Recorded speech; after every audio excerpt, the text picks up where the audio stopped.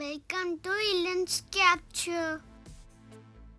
Hello everyone, இன்னைக்கு நம்ம பார்க்க போகிறது லசாக்னா ஸ்டைலில் ஒரு பாஸ்தா ரெசிபி.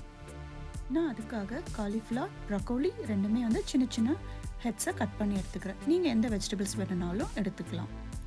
ஃபஸ்ட்டு பாஸ்தாவை குக் பண்ணிக்கலாம். நான் அதுக்கு ஒரு பாத்திரத்தில் தண்ணி எடுத்துகிட்டு அதில் ஒரு கப்பு பாஸ்தாவை ஆட் பண்ணி அதோட சால்ட்டும் ஒரு ஸ்பூன் ஆயிலும் சேர்த்துக்கிறேன். நம்ம ஆயில் சேர்க்கறதுனால பாஸ்தா ஒன்றோட ஒன்று ஒட்டாமல் நல்லா தனித்தனியாக கிடைக்கும். பாஸ்தா ஒரு 75% குக் ஆன உடனே அதை எடுத்து ஸ்ட்ரெயின் பண்ணி எடுத்து வச்சுக்கலாம்.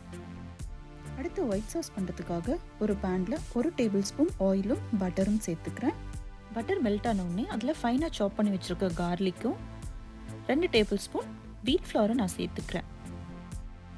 நீங்கள் விருப்பப்பட்டால் இதுக்கு பதிலாக மைதாவும் ஆட் பண்ணிக்கலாம். வீட் ஃப்ளவர் நல்லா ஃப்ரை ஆகி கொஞ்சமாக கலர் சேஞ்ச் ஆக ஆரம்பித்ததும் இதோட நான் எடுத்து வச்சுருக்கிற பால் ஆட் பண்ணிக்கிறேன். பால் கொஞ்சம் கொஞ்சமாக ஆட் பண்ணி நல்லா கலந்து விடணும், இல்லாட்டி கட்டி ஆகிடும்.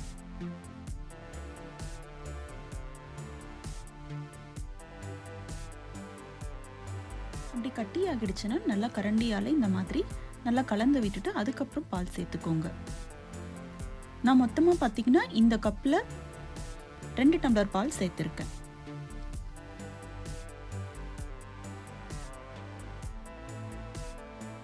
இந்த ஒயிட் சாஸ்க்கு தேவையான அளவுக்கு சால்ட்,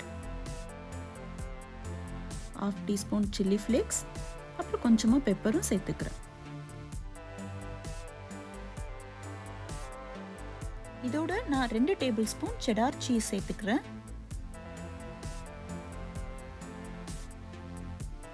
சீஸ் நல்லா மெல்ட் ஆகணும். உங்களுக்கு சீஸ் இன்னும் பிடிக்கும்னா நீங்கள் இன்னும் கூட சேர்த்துக்கலாம். பாருங்க, இந்த மாதிரி நல்ல ஃப்ளோயிங் கன்சிஸ்டன்சியில் ஒயிட் சாஸ் இருக்கணும்.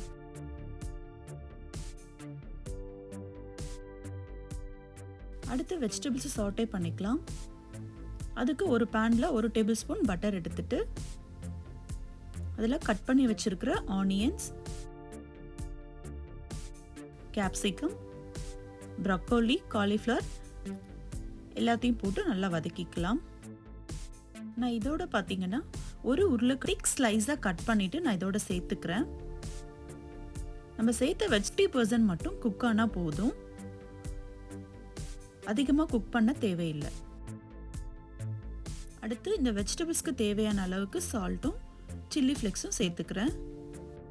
உங்ககிட்ட ஆரிகேனோ இல்லை ஏதாவது மிக்ஸ்டு ஹர்ப்ஸ் இருந்தால் நீங்கள் அதையும் வெஜிடபிள்ஸ் ஓரளவுக்கு குக் ஆனதும் இதோட டொமேட்டோ பியூரி ஆட் பண்ணிக்கிறேன். ஆட் பண்ணி நல்லா மிக்ஸ் பண்ணிவிட்டு நம்ம ஆல்ரெடி ரெடி பண்ணி வச்சுருக்கிற இந்த ஒயிட் சாஸையும் குக் பண்ண பாஸ்தாவையும் இதோடு நான் ஆட் பண்ணி நல்லா மிக்ஸ் பண்ணிக்கிறேன்.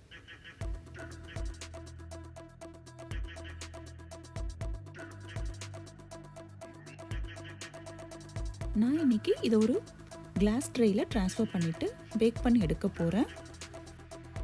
இப்போ நம்ம குக் பண்ண பாஸ்தாவை இந்த மாதிரி லேயர்ஸாக எடுத்துக்கலாம்.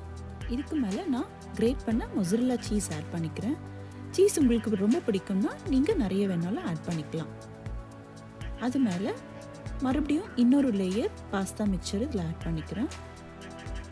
இப்போ இதை ஆல்ரெடி ப்ரீ ஹீட் பண்ண அவனில் 250 டிகிரி 20 மினிட்ஸ் நம்ம பேக் பண்ணி எடுத்துக்கலாம். 20 மினிட்ஸ் ஆனதும் இது இப்படியே ஒரு 10 மினிட்ஸ் ஆறட்டும். இப்போ நம்ம யம்மியான பாஸ்தா ரெடி. யூஸ்வலாக குழந்தைங்க ப்ரொக்கோலியில் செஞ்சு கொடுத்தீங்கன்னா சாப்பிடவே மாட்டாங்க. இந்த மாதிரி நிறைய வெஜிடபிள்ஸோட பாஸ்தா கொஞ்சமாக ஆட் பண்ணி நீங்கள் செஞ்சு கொடுத்து பாருங்கள், ரொம்ப விரும்பி சாப்பிடுவாங்க. ட்ரை பண்ணி பார்த்துட்டு எப்படி இருந்ததுன்னு கமெண்ட் பண்ணுங்கள். அண்ட் மறக்காமல் சேனலை சப்ஸ்கிரைப் பண்ணுங்கள்.